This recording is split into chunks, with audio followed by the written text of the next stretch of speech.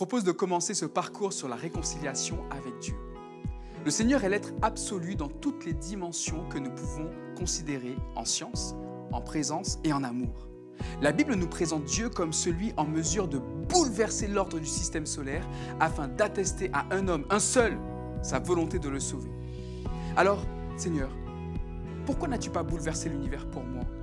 Pourquoi n'es-tu pas intervenu au bon moment en ma faveur? Je t'attendais, Seigneur. Je te faisais confiance et tu n'as rien fait. Je t'en veux.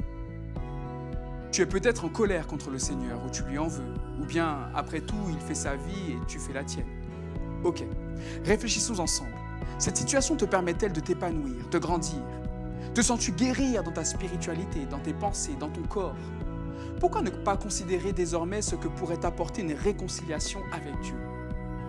Le Seigneur demeure celui qui a permis que le péché, la maladie, la mort même, soit pour toujours une parenthèse dans l'histoire de l'univers, dans l'histoire de l'humanité, dans ton histoire.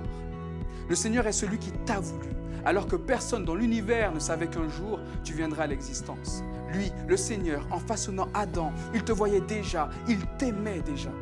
Alors que certains ont pu se moquer de toi, le Seigneur t'avait déjà choisi et fait de toi une créature merveilleuse. Oui, le Seigneur t'a protégé et a dirigé les circonstances de ta vie. Je te propose donc d'entrer avec Christ dans une dynamique de foi, une dynamique dans laquelle toutes les circonstances de ta vie sont abandonnées dans ses mains. Une dynamique grâce à laquelle tu pourras déposer au pied du Maître ta souffrance, ta rancœur, ta colère.